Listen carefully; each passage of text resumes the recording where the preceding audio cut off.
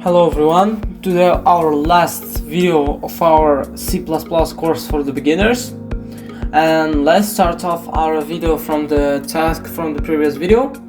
So the task was to create the list of numbers from 2 to 100, which includes only even numbers, so the numbers that can be divided by 2, using the while cycle. So the answer should look something like this.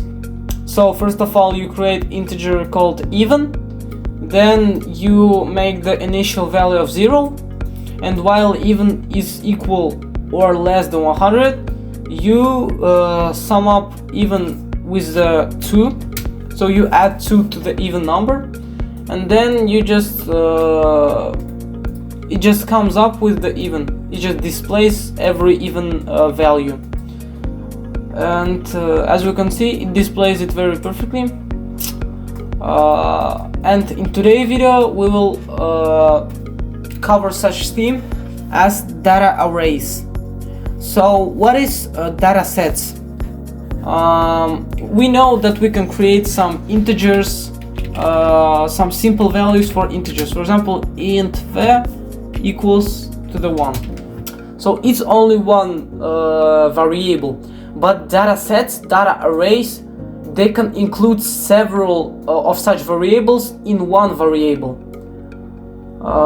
For example, let's create integer data array called array, and it will include, let's say, 5 numbers together. So these 5 means that inside of this array there is 5 different variables. And in order to get those variables, you write curly brackets, and inside of those curly brackets you write the value of each variable. Let's say first variable will be 4, second will be 2, third will be 0, fourth will be 5, and fifth will be 6. So you can see that we created the data array, and inside of this we keep 5 different variables. We should clarify which of one of these numbers we want to get. So in order to do that, we will just need to know the index. So in this data array, every number has the index, and the indexes are starting off with the 0. So if you want to show up this 4, you don't write array number 1, because it will show different number. The counting starts with the 0. So in order to find to display this 4, you'll need to write array index 0. So it will be the first number, which is the 4 in this case. So if we were to display this number, it's 3cout and array 0. As you can see, it displays 4. So the number with the index of 0, which is 4, is being displayed.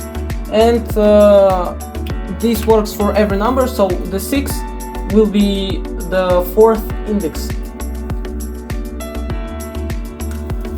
So yeah, you can also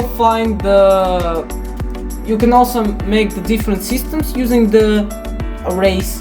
So for example, if we were to show every value of this array, we can do something, some cycles. For example, while array.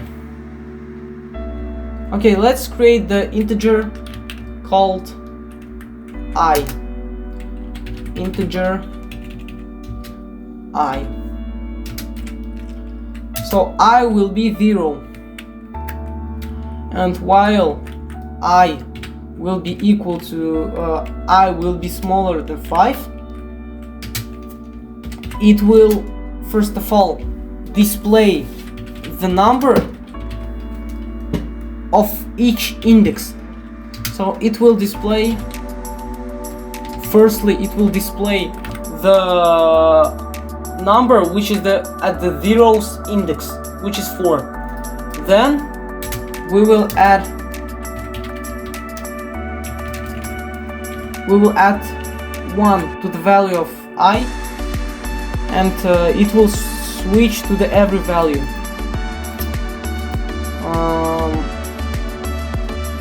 Okay, let's do it like end list, for values not to be one after one, but to have space.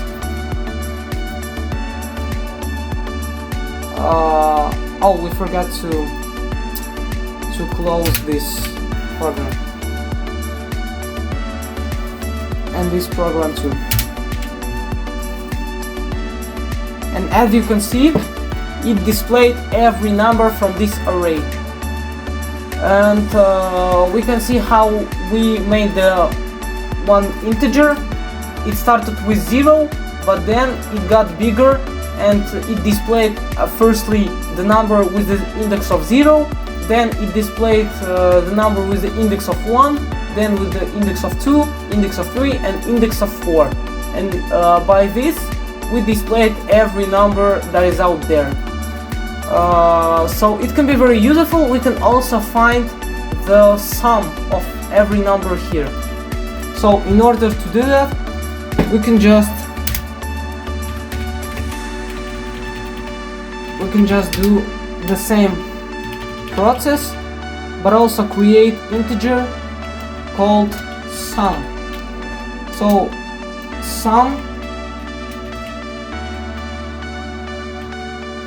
sum will be equal to the array I equals to sum plus array I. So it should first of all, this program should display every number of the array and then display the sum of those numbers. So std cout, and then we will display sum of numbers.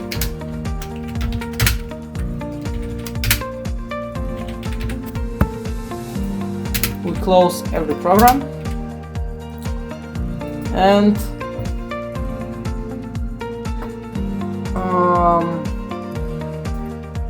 it should display it at the end, not after every number.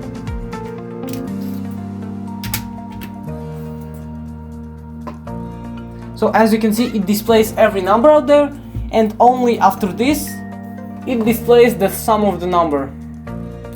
But for some reason it writes as 14, but some of those numbers, if we calculate, it should be equal to 17. So what is the problem here? So first of all,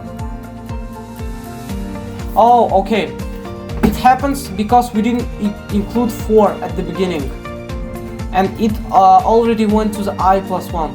So in order to find the sum, we will need to write it at the start of this program. Yeah, so as you can see, it displays perfectly.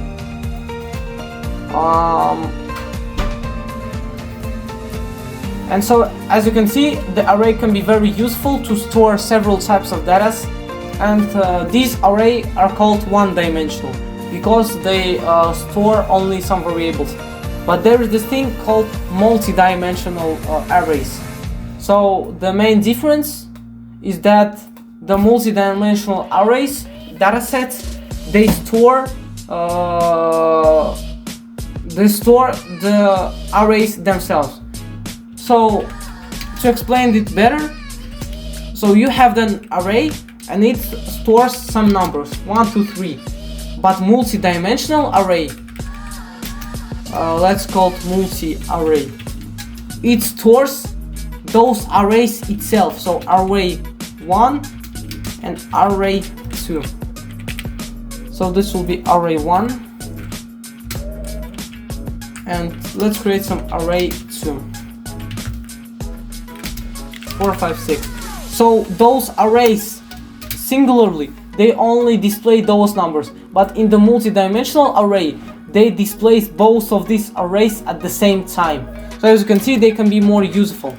in order to write multi-array, you just need to write int, then give it a name, let's call it multi-array, and then number of elements that you will be having, number of arrays and number of elements in each array. So for example, let's have 2 arrays and 3 variables in each array, and then we will simply write it one after one. So we will have 2 of them, and because of this it will be something like this. So 4, 5, 4, 5 and 6, and then it will be 7, 8 and 9. So we could store more numbers at the same time. So you can see that it can be very helpful. And if we were to display those numbers, it would be the same with the array as it is with the multi-array. So this was the end of this course. If you want to develop any further, you will need to have some other videos, watch some other courses, and this was only the first steps in the C++. And if you're interested in developing further, I'm very glad that I could able to give you this desire to learn. And if you like this course, you can share it with your friends that are also wanting to try C++, and you can subscribe to the channel, share it in your social medias, and have a nice day and good luck in achieving C++.